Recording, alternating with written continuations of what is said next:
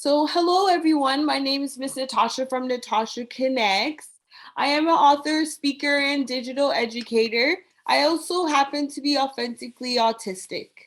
I'd like to explore why we decide to create instead of hate. And I have a lovely individual here that's going to introduce herself and talk about what she does. So, hello there, and I hope you're Hello, doing Miss well. Natasha. Hi, everyone. I am Anisha Reindorf with Haiku Co., and we are a vegan, gluten-free cannabis lifestyle.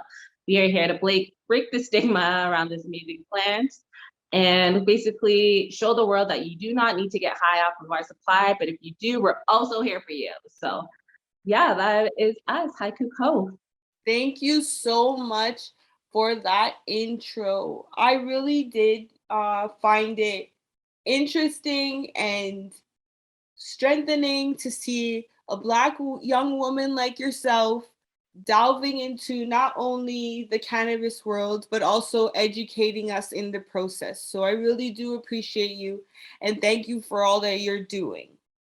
Thank you, thank you. That means so much to me. Yeah, I dived headfirst into a very white male-dominated industry. So being Black and female is really unheard of in the cannabis industry, but it's popping up here and there. You're seeing a lot more of it in the States than you are in Canada, but I'm here to pave my own way for future Black entrepreneurs as well. I wish you the very best and the most uh, abundance for your job and for your life because you're doing great things. Oh, that means so much to me. I really appreciate that. Thank you. And I'd like to start off with our first question, and that is: did the industry you're in choose you, or did you choose your industry? So this is the very first time I've been asked this question. I love this question.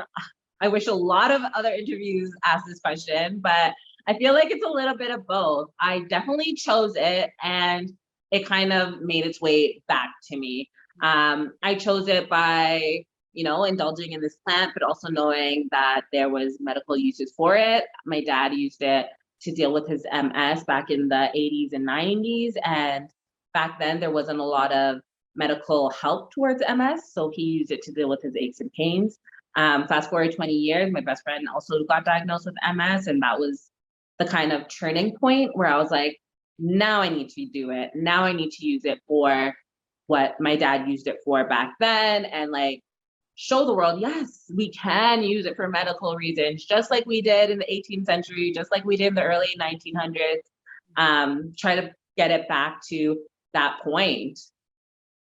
So thank you, and thank you because for us, we tend to not know and delve into the wellness aspect of cannabis use. And with your company, that's the first thing that you see. That's the first thing that you can understand that this is not. Yes, it's fine to use it for recreation, but there's bigger, more important uses that you can utilize cannabis for. So thank you so much. Yeah, knowledge is power and education is key. I constantly preach that. Mhm. And I believe it too. Yeah. Alrighty. What made you gravitate to the company that you're in or the companies that you've created? Yeah, so again, I think it goes back to like having that deja vu of MS and knowing that there's a lot of other medical aspects out there that benefit from this plant. And instead of using the plant to benefit them, they're not. They're giving them a lot of prescription medication that is not doing what it should be, and or it's interfering with other medication that they're on, or just not making them themselves, right? They're not themselves when they're like filled up with all these drugs.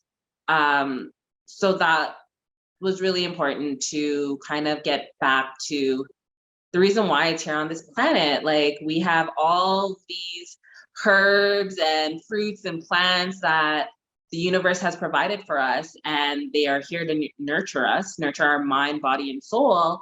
So why aren't we using the cannabis plant in the same way? We need to bring it back to why they were using it back then. It wasn't just to get high, it was for religious purposes, it was for medical purposes, you know, it was for mental stability a lot of the times. And every ailment you can imagine, there was always a way to incorporate this plant into it, into their healing. Before there's a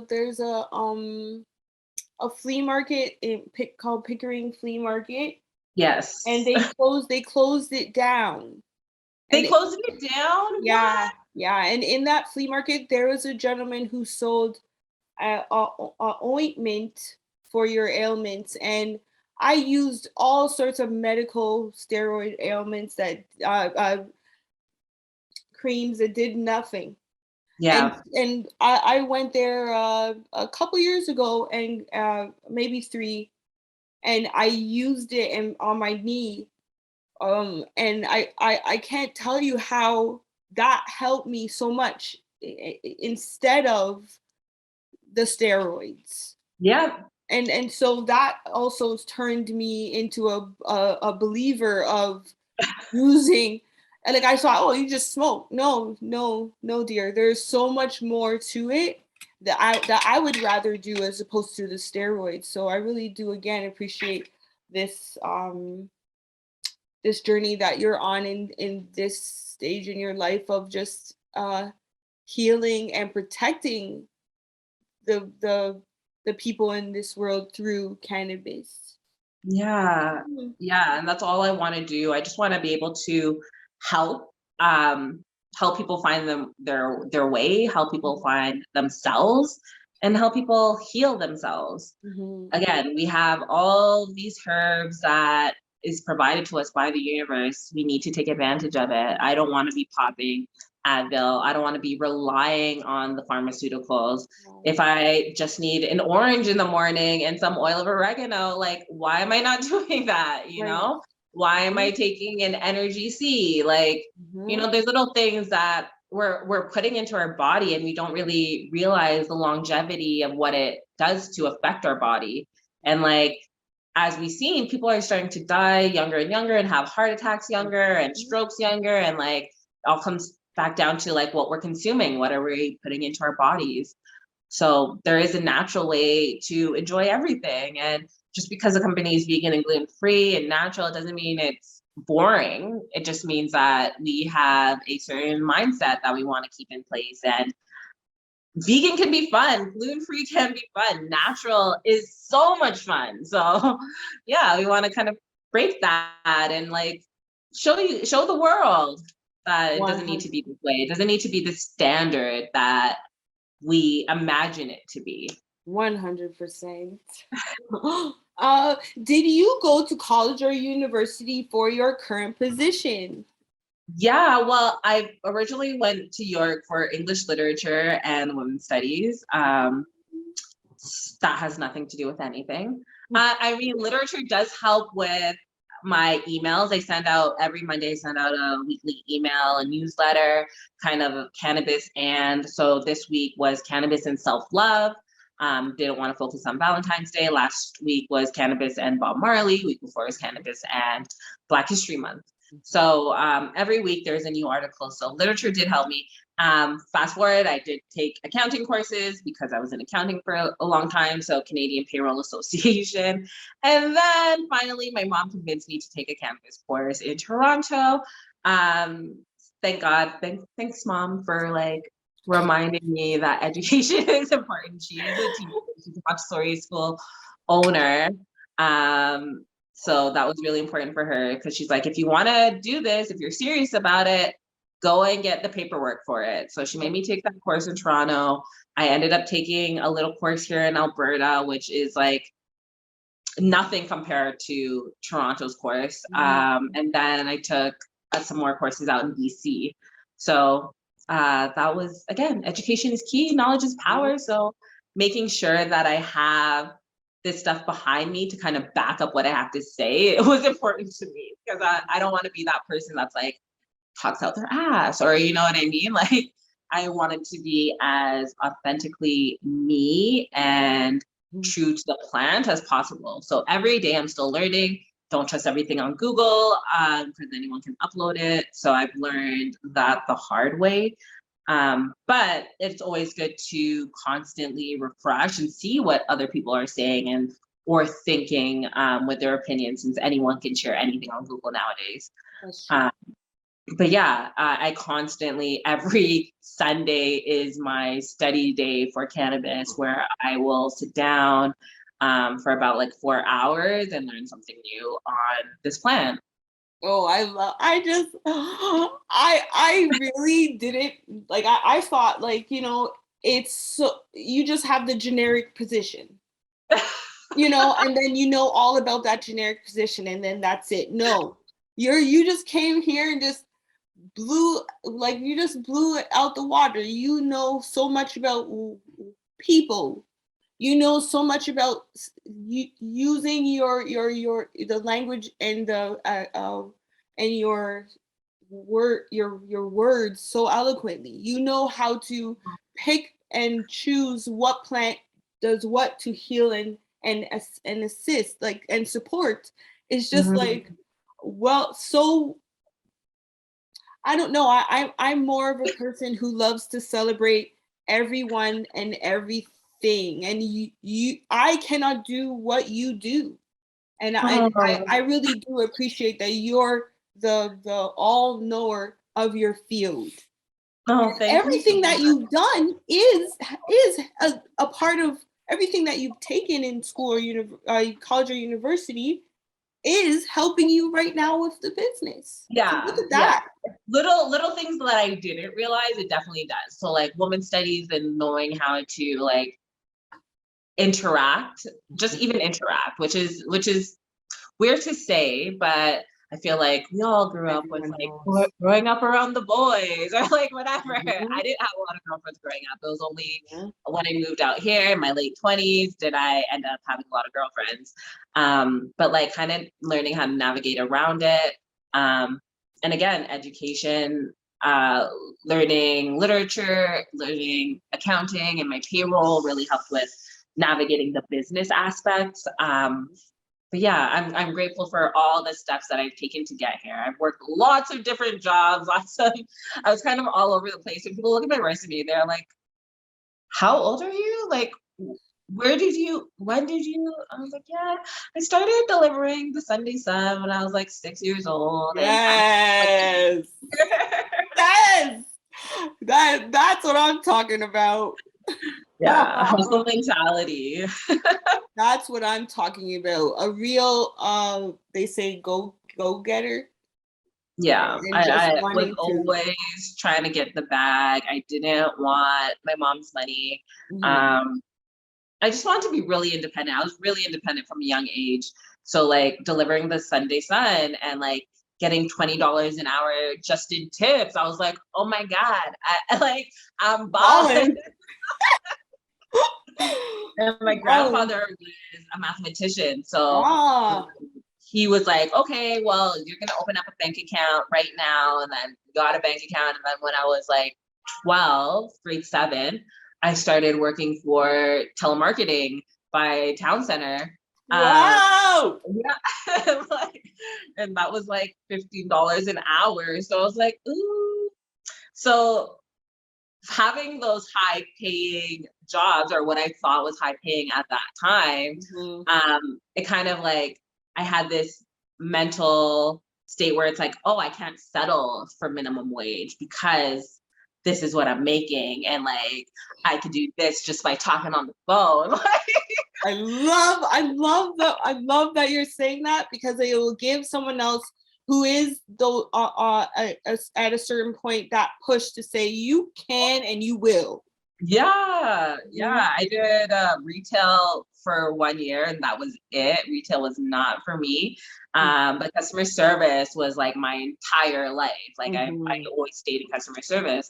So helping people was really important to me. And then my mom having a Montessori school, Mhm. owning a Montessori school, I was always surrounded with kids. And then after high school, I wanted to do her admin for the school. So I got into Mm. accounting from there. And then the rest is history. Oh, you're just after my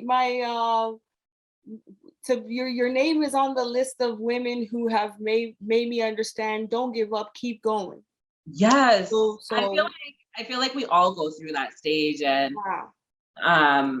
I think when you hit 25 is when your eyes start to open and you start to realize a lot of things in your life. I think before you're 25, it's like young and fun and free, and then 25 hits and your body's different.